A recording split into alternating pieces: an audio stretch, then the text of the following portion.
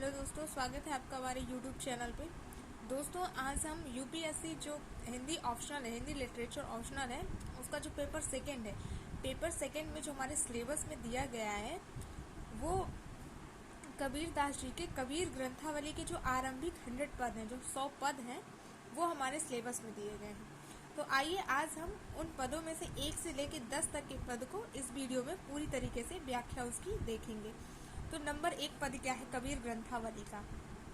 क्या है कि सतगुरु सावन को सका, सोधी सई न दाती, हरिजीव सावन को हितु, हरिजन सई न जाती।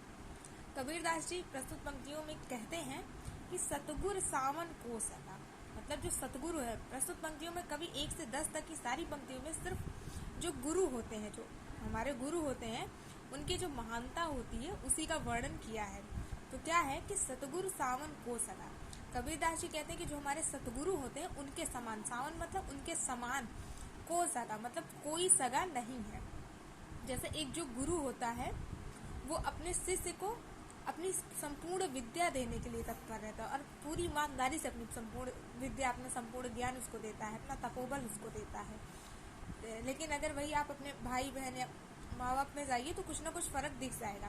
तो वही कबीरदास जी कह रहे हैं कि सतगुरु सावन को सगा। जो हमारे सतगुरु हैं उनके समान कोई सगा नहीं होता है। सोधी सई न दाती, और उनके समान जो वो हमको ज्ञान देते हैं उस ज्ञान के समान कोई दान नहीं है। ठीक।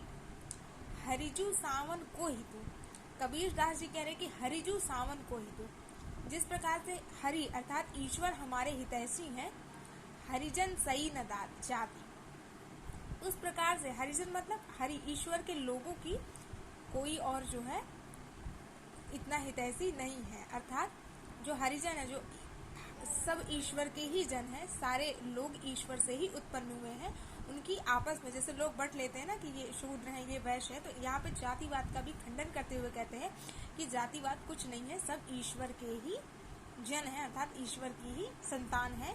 तो कह रहे कि हरिजू सावन क्यों हेतु, कि ईश्वर के समान हितैषी कोई नहीं है, और हरिजन सही न जाति, और जो हरि के जन है अर्थात जो ईश्वर के लोग हैं वो कभी भी आपस में भेदभाव नहीं करते हैं, वो सारे ईश्वर को अपने आप को ईश्वर की संतान मानते हैं। तो प्रस्तुत पंक्तियों में ये पहले पद की व्याख्या थी। और दूसरा पद क्या है कि बलिहारी गुरु आपणे, देवहाड़ी कह बार, जिनी मानस तय देवता, करत न लागी बार।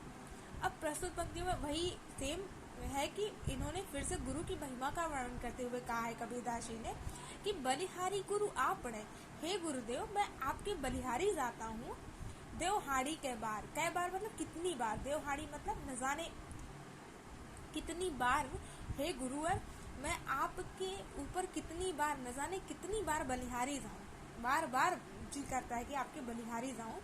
क्यों बलिहारी जाऊं, क्यों इतनी बलाइयां लूं आपकी?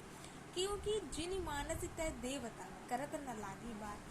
क्योंकि अब तक जो मैं मनुष्य था, ये जो अज्ञान मनुष्य है, इनको आपने ज्ञान रूपी परब्रह्म प्रदान करके इनको देवता तुल्य बना दिया है, और ऐसा करने में आपको तनिक भी देर नहीं लगती है। कोई एकदम मूर्ख व्यक्ति है, अगर उसको एक गुरु सही मिल गया, जो गुरु होते हैं वो उसको अपने ज्ञान के प्रकाश में इस तरीके से संलग्न कर लेते हैं कि वो भी देवता के समान ज्ञानी और बुद्धिमान हो जाता है। ठीक है। तो वही कह रहे हैं कि जिन मानस तय देवता, जो मनुष्य देवता है उनको आपने पल भर में, आपको देर नहीं लगी उनको देवता बनाने में मनुष्य को। तो ये गुरु, इस प्रकार से मैं आपके बार बार बलिहारी जाना चाहता हूँ। और क्या है तीसरी पंक्ति में, क्या है कि सतगुरु की महिमा अनंत, अनंत किया उपकार, लोचन अनंत उघाड़ियां, अनंत दिखावण हार। इसमें भी सतगुरु की महिमा का ही वर्णन करते हुए कबीरदास जी कहते हैं कि सतगुरु की महिमा अनंत। अब इसमें क्या बता रहे हैं कि जो सतगुरु हैं उनकी जो महिमा होती है वो अनंत होती है।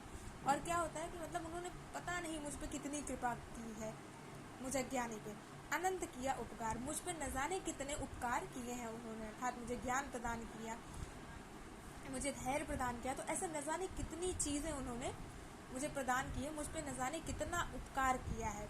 लोचन अनंत उघाड़ियां, लोचन मतलब होता है कि आंखें, अनंत उघाड़ी मतलब अनंत काल तक मेरे अज्ञान रूपी आँखों को, जो मेरी ज्ञान रूपी आँखें हैं उसमें जो अज्ञानता है उसको पूरी तरीके से मिटा करके मेरे ज्ञान रूपी आँखों को जो है अनंत काल तक उघाड़ दिया, अर्थात खोल दिया है, अनंत दिखावना, जिससे कि अब मैं साक्षात परब्रह्म को अर्थात परमात्मा को देखने के योग्य हो गया हूँ और कुछ भी देखने की अब इच्छा नहीं है। इस प्रकार से सतगुरु की महिमा हुई तो क्या हुआ कि मुझे ईश्वर के साक्षात दर्शन हो गए।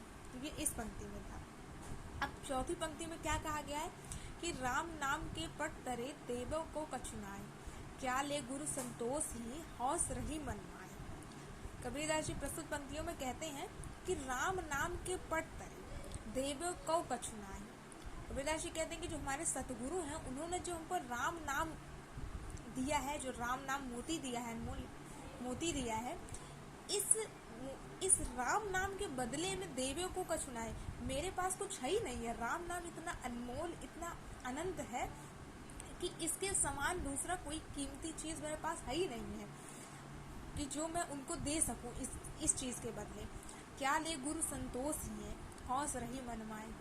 क्या ले गुरु संतोष, ऐसा क्या दूं मैं इस जो उन्होंने मुझे राम नाम रूपी अनमोल रत्न प्रदान कर दिया है, इसके बदले में उनको कुछ देने के योग्य ही नहीं हूँ, क्योंकि इसके समान संसार में कुछ दूसरा है ही नहीं है।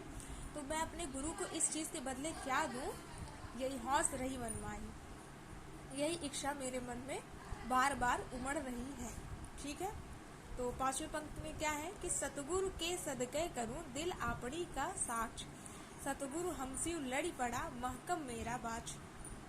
कबीरदास जी इसमें भी सतगुरु की महिमा का वर्णन करते हुए कहते हैं कि सतगुरु के सदके करूं। कबीरदास जी कहते हैं कि मैं अपने सदगुरु के सदके जाऊं, दिल आपड़ी का साच, अपने हृदय के